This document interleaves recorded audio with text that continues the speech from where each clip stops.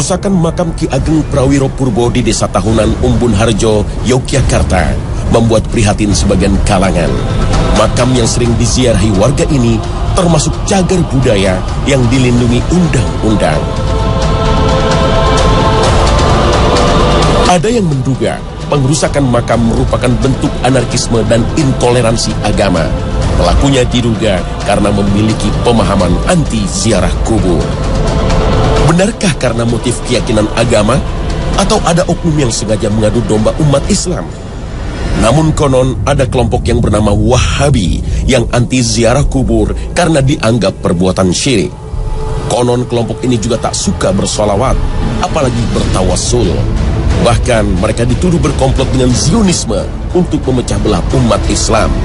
Benarkah mereka pelakunya?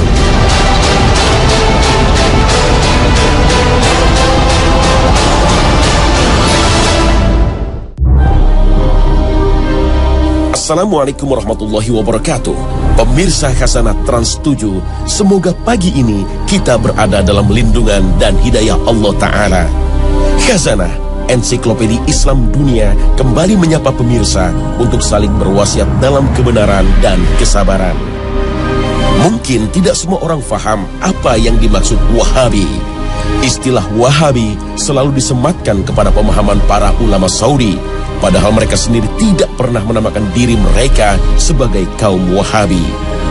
Berbahayakah Wahabi bagi umat Islam Indonesia? Kalau kita lihat, begitu banyak ulama Saudi yang hadir di tengah-tengah umat untuk memberi tausiah. Dan kita begitu menghormatinya, bahkan fatwa mereka sering dijadikan rujukan. Apakah karena berbeda faham, misalnya soal tawasul kepada ahli kubur, ngalap berkah pada para wali, atau berbagai tradisi seperti tahlilan, yasinan, atau mauludan, dikelompokkan sebagai Wahabi? Wahabi selalu dituduh tidak toleran dengan masalah khilafiyah, karena pemahamannya terhadap firman Allah Ta'ala. وَأَنَّ هَذَا صِرَاطِي مُسْتَبِعُوهُ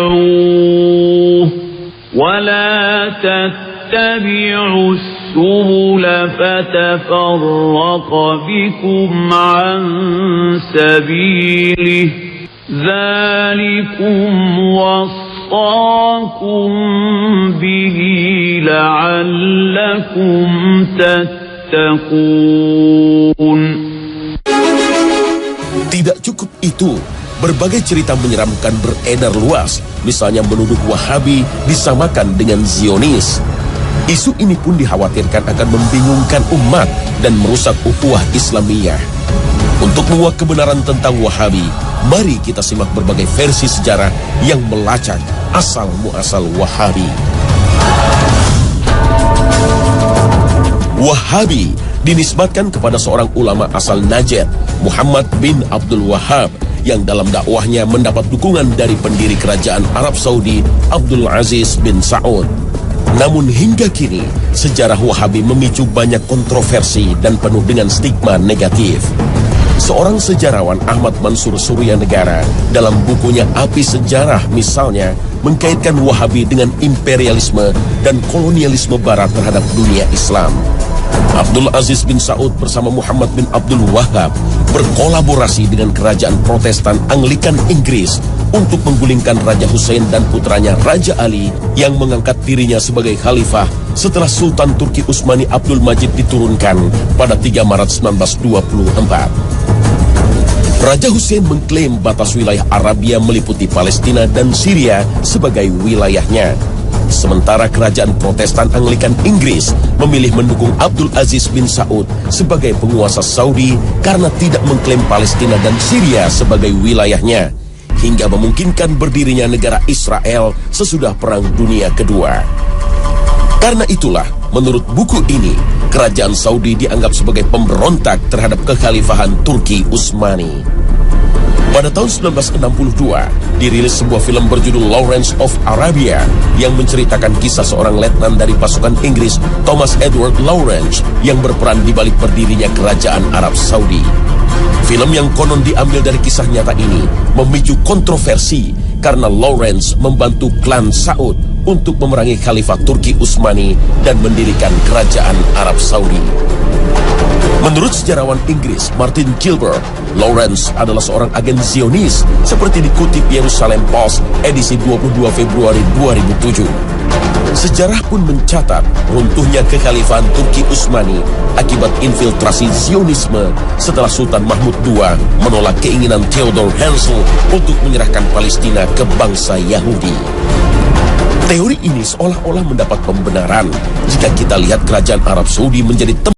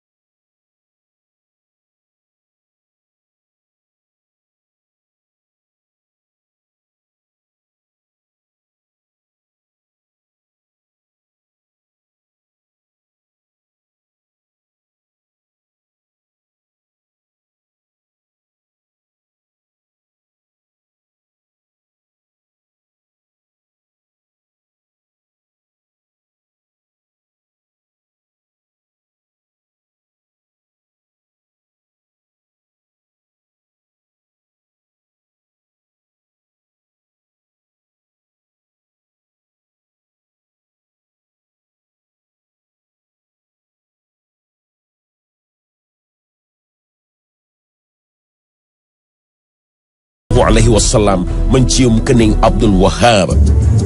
Berdasarkan versi ini, Abdul Wahab menjadi terobsesi dan merasa bertanggung jawab untuk melahirkan suatu aliran baru di dalam Islam yang bertujuan memurnikan dan mereformasi Islam. Aliran ini lalu menyerang dan memberantas semua adat kebiasaan buruk masyarakat Arab. Menurut Wahabi, orang yang menyembah selain Allah Subhanahu wa Ta'ala telah musyrik dan boleh dibunuh. Wahabi pun dipandang sebagai salah satu aliran yang menumbuhkan benih-benih radikalisme dalam Islam. Benarkah semua tuduhan ini? Tunggu dulu, kita jangan terlalu percaya, karena sejarah bisa saja sebuah fakta yang direkayasa untuk kepentingan politik dan kekuasaan. Jangan-jangan ini sebuah konspirasi untuk memecah belah umat dengan cara menciptakan Wahabi sebagai musuh umat Islam. Mari kita simak sejarah versi lain. Wahabi selalu diidentikan dengan kelompok teroris, padahal Al-Qaeda yang dituduh kelompok ekstrim justru bermusuhan dengan pemerintah Saudi. Para ulama Saudi yang dituduh Wahabi sesungguhnya ulama yang mengikuti prinsip salafus soleh, antara lain melarang umat Islam berunjuk rasa, apalagi memberontak kepada penguasa muslim. Sejarah Wahabi dalam versi lain banyak diteliti oleh para ilmuwan seperti Hanif James Oliver dan Nathanael DeLong Bass dari Georgetown University, Amerika Serikat.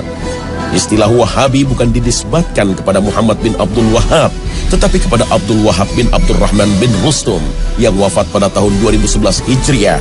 Sedangkan Muhammad bin Abdul Wahab lahir pada tahun 1151 Hijriah. Kelompok ini begitu ekstrim terhadap para ulama ahli sunnah yang ajarannya banyak menyimpang. Isu Wahabi sengaja digulirkan oleh para imperialis seperti Inggris dan Perancis. Bahkan di Indonesia, Imam Bonjol yang mengobarkan perang Padri dituduh sebagai Wahabi karena dakwahnya membongkar kebiasaan kaum adat. Karena itulah Wahabi diisukan sebagai kelompok sesat. Kalau begitu, siapa sesungguhnya Muhammad bin Abdul Wahab? Muhammad bin Abdul Wahab bin Sulaiman bin Ali bin Muhammad bin Ahmad bin Rashid bin Barra bin Mushrif At-Tamimi lahir pada tahun 1694 Masehi di kota Uyainiyah yang masih masuk wilayah Najd sebelah barat kota Riyadh. Beliau banyak belajar fikih mazhab Hambali dan sangat tertarik mempelajari kitab-kitab Syekhul Islam Ibnu Taimiyah dan muridnya Ibnul Qayyim rahimahullah.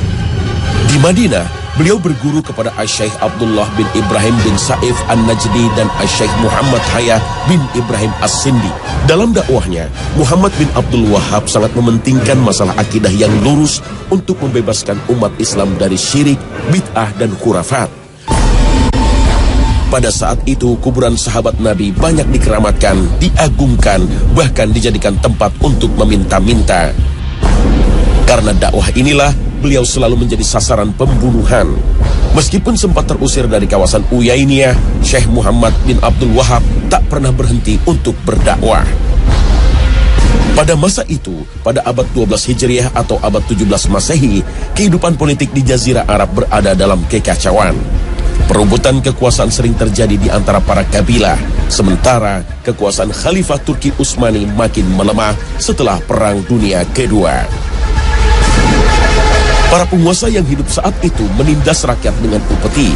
Karena itulah mereka sangat terganggu dengan dakwah ulama yang berani dan lurus, termasuk yang dilakukan Syekh Muhammad bin Abdul Wahab.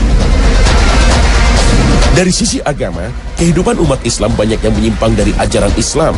Merebaknya praktek kesyirikan menjadi tantangan yang berat bagi para ulama. Beruntung, dakwah Muhammad bin Abdul Wahab mendapat dukungan Abdul Aziz bin Saud, pendiri kerajaan Saudi, hingga mampu memberantas kesyirikan dan menegakkan ajaran tauhid. Namun di sisi lain, ada penyeragaman pemahaman keagamaan, baik dari sisi akidah maupun fikih yang hanya mengikuti mazhab Hambali. Karena itulah memicu resistensi dari sebagian ulama yang berbeda faham. Fitnah atau bencana yang menimpa umat Islam sudah diisyaratkan oleh Rasulullah SAW dari Abdullah bin Umar. Nabi berdiri di samping mimbar dan bersabda, "Fitnah di sini dari arah munculnya tanduk setan atau tanduk matahari." Hadis riwayat Bukhari Muslim. Yang dimaksud tanduk setan berada di sebelah timur Madinah, yaitu Najd. Secara bahasa, Najd adalah dataran tinggi, yaitu kawasan yang berada di Irak dan sekitarnya. Tapi ada yang mengartikan Najd adalah tempat kelahiran Syekh Muhammad bin Abdul Wahab dari Bani Tamim yang dituduh membawa bencana perpecahan pada umat Islam. Namun sejatinya dalam berbagai hadis Rasulullah SAW menyatakan bahwa Bani Tamim merupakan keturunan Nabi Ismail yang dicintai oleh Rasulullah. Diriwayatkan dari Abu Hurairah, dia berkata, "Saya akan senantiasa mencintai Bani Tamim karena 3 hal yang pernah saya mendengar dari Rasulullah tentang mereka. Pertama, saya pernah mendengar Rasulullah SAW bersabda, 'Mereka, Bani Tamim, adalah umatku yang paling gigih melawan Dajjal.' Kedua, ada seorang tawanan perempuan dari Bani Tamim di rumah Aisyah. Kemudian Rasulullah bersabda, 'Hai Aisyah, bebaskanlah ia karena ia adalah keturunan Ismail.' Ketiga, Rasulullah SAW pernah bersabda ketika ada zakat dari Bani Tamim, 'Ini adalah zakat kaum kami.' Hadis riwayat Bukhari. Namun, dalam hadis lain Rasulullah juga menyatakan dari kalangan Bani Tamim akan muncul kelompok yang membawa bencana bagi umat Islam. Kelompok ini disebut Khawarij, yang mudah mengkafirkan kaum muslim, bahkan tidak segan membunuhnya karena berbeda faham. Diriwayatkan dari Abu Sa'id Al-Khudri radhiyallahu anhu berkata, ketika kami sedang bersama Rasulullah SAW yang sedang membagi-bagikan pembagian harta, datang Zulhuwaisyrah, seorang laki-laki dari Bani Tamim, lalu berkata, "Wahai Rasulullah, tolong engkau berlaku adil." Maka beliau berkata, "Celakah kamu? Siapa yang bisa berbuat adil kalau aku saja tidak bisa berbuat adil? Sungguh kamu telah mengalami keburukan dan kerugian jika aku tidak berbuat adil." Kemudian Umar berkata, "Wahai Rasulullah, izinkan aku untuk memenggal batang lehernya." Beliau berkata, "Biarkanlah dia, karena dia nanti akan memiliki teman-teman yang salah seorang dari kalian memandang remeh solatnya dibanding salat mereka, puasanya dibanding puasa mereka. Mereka membaca Al-Quran, namun tidak sampai ke tenggorokan mereka. Mereka keluar dari agama seperti melesatnya anak panah dari target, hewan buruan." Sebagai seorang muslim, kita harus hati-hati dengan berbagai tuduhan ini, karena akan memicu perpecahan umat. Allah Ta'ala berfirman, Ya ayyuhalladzina amanu in ja'akum fasiqun binaba'in فتبينوا أن تصيبوا قوما بجهالة فتصبحوا نادمين. Untuk memahami pemikiran Syekh Muhammad bin Abdul Wahab,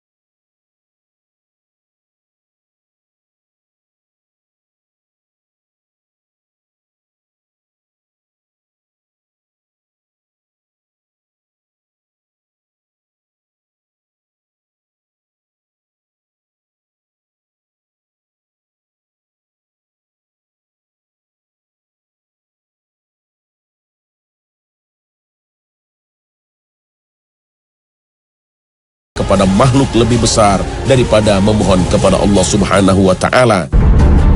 Fatwa ini pernah dipublikasikan oleh Universitas Imam Muhammad bin Saud Al-Islamiyah dalam Pekan Syekh Muhammad bin Abdul Wahab. Dalam fatwanya, Syekh Muhammad bin Abdul Wahab juga menjelaskan dirinya tidak mengkafirkan seorang pun dari kalangan muslim yang melakukan dosa, sebagaimana yang dilakukan kaum Khawarij. Beliau juga berpendapat wajib taat kepada para pemimpin muslim, baik yang bertindak adil maupun zalim, selama mereka tidak menyuruh kepada perbuatan maksiat. Inilah yang menjadi keyakinan jumhur ulama Ahlus Sunnah wal Jamaah.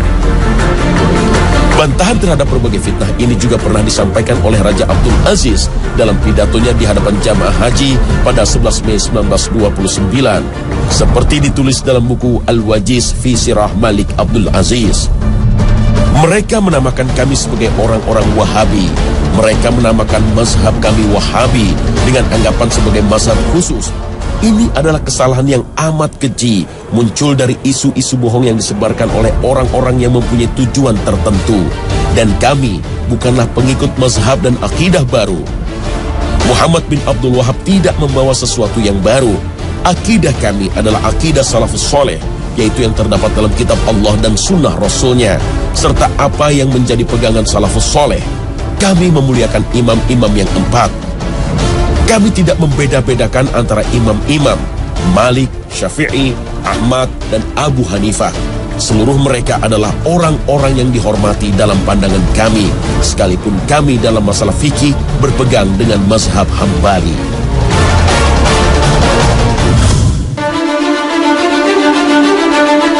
Istilah Wahabi bukanlah hal baru. Dahulu sempat disematkan pada para da'i dari kalangan Muhammadiyah, Persis, dan Al-Irsyad yang gigih memberantas tradisi yang berbau kesyirikan.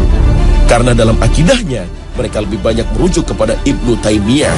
Misalnya tidak mengenal takwil untuk mengartikan tangan atau singgasana Allah. Namun, zat dan sifatnya tidak bisa disamakan dengan tangan manusia atau singgasana raja. Gerakan Muhammadiyah, Persis, dan Al-Irsyad banyak terinspirasi dengan doktrin Muhammad Abduh yang menyuarakan gerakan tajdid atau pembaharuan Islam. Muhammad Abduh mengajak umat Islam meninggalkan praktek tarekat dan tidak lagi terikat dalam pendapat imam mazhab. Kemudian umat Islam harus merumuskan kembali doktrin Islam sesuai dengan perkembangan zaman. Gagasan ini mendapat penolakan dari Hadratus Syekh Hashim Asy'ari, pendiri Nahdlatul Ulama. Untuk memahami Al-Quran dan Sunnah Nabi tidak mungkin utuh tanpa mempelajari pendapat para ulama salaf, terutama para imam mazhab. Hashim Asy'ari pun berpendapat tidak semua tradisi keagamaan dianggap menyimpang dari syariat Islam. Perbedaan faham ini sempat menyulut konflik sosial. Namun, seiring makin bijaknya para ulama, mereka tidak lagi mempersoalkan masalah khilafiyah. Jika masih ada da'i-da'i yang bersikap ekstrim, sudah selayaknya kita menasihatinya dengan bijaksana, bukan melawannya dengan berbagai tuduhan keji. Doktrin Kiai Hashim Asy'ari sebenarnya seirama dengan pemahaman kaum salaf yang berusaha memahami ajaran Islam dengan merujuk pada Al-Quran dan Sunnah. Berdasarkan pemahaman salafus sholih, yaitu 3 generasi awal, para sahabat, tabi'in, dan tabi'ut tabi'in, sebagaimana sabda Nabi bahwa mereka adalah generasi terbaik. Namun gerakan salaf yang berkembang di Indonesia mendapat stigma negatif sebagai kaum Wahabi. Mereka dituduh tidak bisa berkompromi dengan masalah bid'ah dan tradisi keagamaan yang tidak pernah dicontohkan oleh generasi salafus soleh. Baik kaum Salafi, Nahdlatul Ulama, Muhammadiyah ataupun Persis sejatinya mengaku sebagai kaum Sunni atau Ahlus Sunnah wal Jamaah. Menurut Imam Ibnu Jauzi, tidak diragukan lagi orang yang mengikuti sunnah Rasulullah SAW dan para sahabatnya adalah Ahlus Sunnah. Sedangkan yang dimaksud wal Jamaah adalah mereka yang bersatu di atas kebenaran dengan mengikuti pemahaman para sahabat, tabi'in, dan orang-orang yang mengikuti mereka.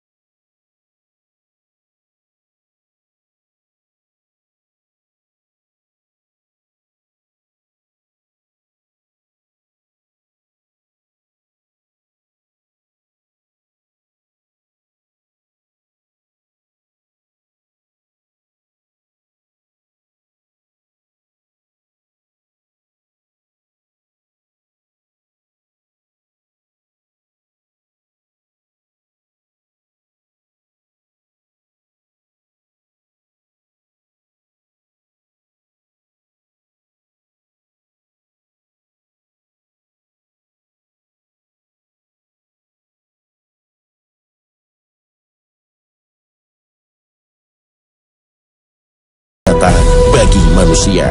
Al-Quran Surah Al-Isra ayat 53.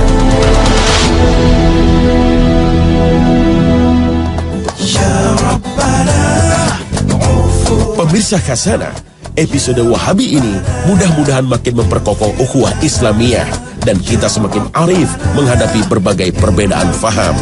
Perbedaan pendapat para ulama sejatinya makin memperkaya Khazanah, menemukan kebenaran yang bersumber dari Al-Quran dan Sunnah Nabi, dan kita tidak lagi terikat dalam fanatisme yang membahayakan persatuan umat.